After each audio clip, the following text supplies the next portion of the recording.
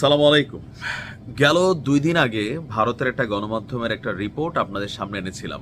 যে রিপোর্টে আমরা বলেছিলাম যে বাংলাদেশে কাজ করা একজন মার্কিন দূত তিনি ভারতের একটা গণমাধ্যমকে সাক্ষাৎকার দিতে গিয়ে এক পর্যায়ে তিনি বলছিলেন যে আমেরিকা জামাতকে ক্ষমতায় আনতে চায় এবং কি কেন সেটার সপক্ষে বেশ কিছু তিনি কম্পারিজম যুক্তি দিয়েছিলেন যে জামাত অন্যান্য দলগুলোর চেয়ে পার্থক্য কোথায়। আর যেহেতু আমেরিকার ইসলাম ফোবিয়া আছে, তো সেই ক্ষেত্রে কেন আমেরিকা জামাতকে আনতে চায়? আমেরিকা মনে করে যে জামাতের যেই দলটা বাংলাদেশের রাজনীতি করছে তারা অনেকটা প্রগতিশীল, ইভেন কট্টরপন্থী মৌলবাদী ইসলামী যেই মেন্টালিটি আছে সেটা থেকে তারা বাহিরে। আর এটা প্রমাণের জন্য হোক বা যে কোনো কারণে হোক, জামাত এই 5ই আগস্টের পর আপনি দেখবেন যে অমুসলিম শাখা খুলছে, অনেক হিন্দু মানুষ এখানে ঢুকছে, ভিন্ন ধর্মের মানুষ, পূজা মন্দির এগুলাতে তাদের একটা পজিটিভ ভাইব আছে। তারপর এই যে বোরকা নিয়া, হ্যাঁ, বা হিজাব নিয়া, যে অনেক আগে যেটা মনে করতো জামাত গেলে সবার জোরপূর্বক বাধ্যতামূলক হিজাব পড়াবে বা জামাতের মধ্যে সেকুলার মেন্টালিটির কেউ আসলে কানেক্ট হইতে পারে না। ডাকসুর নির্বাচন আমরা ভিন্নতা দেখছি। ইভেন যেই মেয়েটি কি বলা হয়েছে, জামাত চাইলে হয়তো এখানে অনেক হিজাবধারী বা তাদের নিজস্ব যে টিম সেই টিম থেকে কাউকে দিতে পারতো, কিন্তু তারা নর্মাল 3 পিস ওনা পরে মাথা চুলটুল খোলা থাকে এরকম একজন মেয়েকে নিয়ে সাদিক কায়েম পাশে বৈশা প্রোগ্রাম করেছেন। এগুলো কিন্তু মানুষ দেখছে। তো সেখান থেকে মনে হচ্ছে না জামাতের রাজনৈতিক ধারাটা বদলাইছে, এটারে মানুষ পজিটিভও নিছে এবং কি যথেষ্ট ভোটও পাইছে। তো এই যে পরিবর্তনটা, এটা পশ্চিমারা ফোকাস করতেছে যে জামাত আসলে কোন ধরনের রাজনীতি করবে। তো এই জায়গা থেকে আজকে আপনার ইইউর একটা প্রতিনিধি দল তারা জামাতের সাথে হচ্ছে একটা বৈঠক করেছে।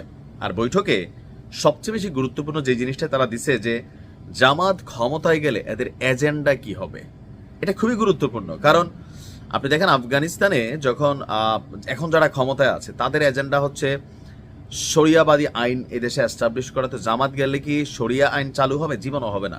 এগুলা পশ্চিমারা জানতে চায় যে আপনি শরিয়া আইন এদেশে চালু করবেন কিনা। কিন্তু আমরা নর্মালি জামাতে যারা কর্মী টর্মী আছেন বা আমরা যারা আমজনতা আছে আমরা ভাবি যে জামাত গেলে শরিয়া আইন চালু হবে। আসলেই হবে না। কেন হবে না? কারণ পশ্চিমারা এটাকে সাপোর্ট দিবে না। আর আজকের দিনে এই গ্লোবালাইজেশনের যুগে আপনি যদি ভাবেন যে ভাই আমার দেশে আমি যা খুশি করবো, আপনি পৃথিবী থেকে বিচ্ছিন্ন হয়ে পড়বেন। কেন? কারণ হচ্ছে আপনাকে আজকের দিনে চলতে হলে এক্সপোর্ট ইম্পোর্ট, ব্যবসা বাণিজ্য সারা পৃথিবীর সাথে মিলিয়ে ঝিলে আপনাকে করতে হচ্ছে।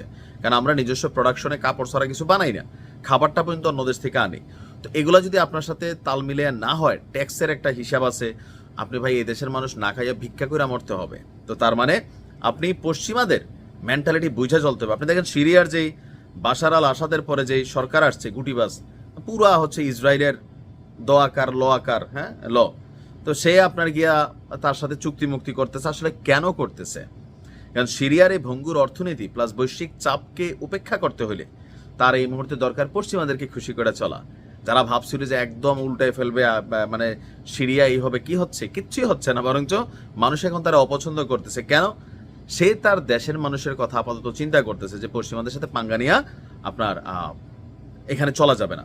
তো জামাত তাদের এজেন্ডাগুলো জানিয়েছে, বিশাল লম্বা চূড়া আলোচনা, খুবই পজিটিভ বক্তব্য দিছে যে এখানে সকল ধর্মের মানুষের স্বাধীনতা থাকবে, রাষ্ট্র সামনের দিকে প্রগতিশীল হবে, কট্টরপন্থী অবস্থানে রাষ্ট্র যাবে না। তো এই কথাগুলো তো অনেকে মনে করছে নেগেটিভ, বাট আমি মনে করি যে এটা জামাত পজিটিভ বার্তা দিয়েছে। কেন? পশ্চিমারা ইউরোপীয় ইউনিয়ন এবং আমেরিকা এই দুইটা জায়গা থেকে কিন্তু সারা পৃথিবী কন্ট্রোল হয়। ইউরোপীয় ইউনিয়ন দুই একটা দেশ না, একটা টিম, তারা সিস্টেমে চলে, কতগুলো টিম বানিয়ে রাখছে। তো সেই জায়গাতে জামাতের কাছে যে এজেন্ডা জানতে চাওয়া, আমেরিকার গ্রিন সিগন্যাল সবকিছু মিলে জামাতের জন্য এই মুহূর্তে একটা ঈদ মোবারক টাইপের, এবং তাদের গ্রহণযোগ্যতা পশ্চিমাদের কাছে বেড়েছে, এটা প্রমাণিত। এখন দেখা যাক আসলে এগুলোর ইফেক্ট কি হয়, সময় বলে দিবে। ভালো থাকুন।